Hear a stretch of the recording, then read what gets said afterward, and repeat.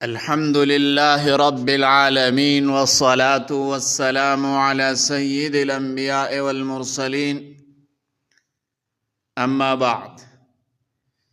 میرے محترم بھائیوں اور بہنوں،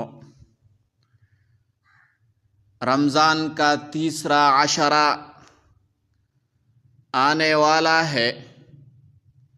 رمضان کے آخری عشرہ، آخری 10 دن بہت زیادہ فضیلت والے ہیں، کیونکہ انہی میں لیلۃ القدر آتی ہے جو 1000 مہینوں سے بہتر ہے۔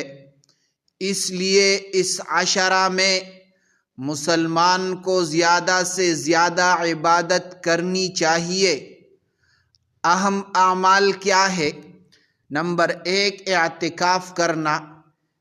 آخری 10 دن میں اعتکاف کرنا۔ رمضان کے آخری عشرہ میں اعتکاف سنت مؤکدہ ہے۔ نبی علیہ السلام ہمیشہ آخری عشرہ میں اعتکاف فرمایا کرتے تھے تاکہ پوری توجہ عبادت میں رہے۔ نمبر 2، شب بیداری کرنا۔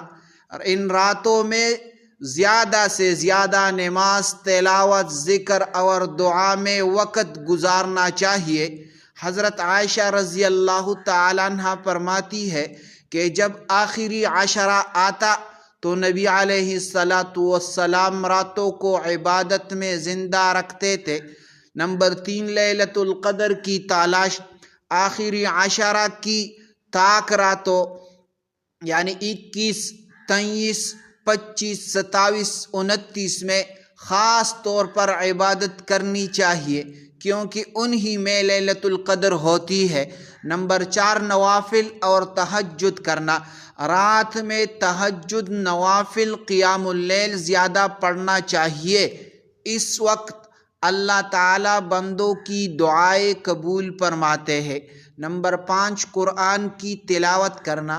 زیادہ سے زیادہ قرآن کریم کی تلاوت اور اس پر غور و فکر کرنا چاہیے۔ نمبر 6، کثرت سے دعا کرنا۔ خاص طور پر یہ دعا پڑھنی چاہیے جو نبی علیہ السلام نے سکھائی، اللہم انک عفو تحب العفو فاعف عنی۔ ترجمہ یہ ہے، اے اللہ بے شک تو معاف کرنے والا ہے اور معافی کو پسند کرتا ہے، پس مجھے بھی معاف فرما۔ نمبر 7، صدقہ اور خیرات کرنا۔ آخری عشرہ میں صدقہ، خیرات اور محتاجوں کی مدد زیادہ کرنی چاہیے۔ نمبر 8، گناہوں سے مکمل بچنا۔ غیبت، جھوٹ، لڑائی جھگڑا اور فضول کاموں سے بچنا چاہیے تاکہ عبادت کا اجر ضائع نہ ہو۔ خلاصہ یہ ہوا، آخری عشرہ میں اعتکاف، شب بیداری، تہجد، قرآن کی تلاوت، دعا و صدقہ زیادہ کرنا چاہیے اور خاص طور پر لیلۃ القدر کی تلاش کرنی چاہیے۔ میرے بھائیوں، آخر میں یہ میں بتانا چاہتا ہوں، اگر آپ اس چینل پر نئے ہو اور آپ لوگ یہ سن لیں تو برائے مہربانی ہمارا چینل کو سبسکرائب کریں۔ جزاکم اللہ احسن الجزا۔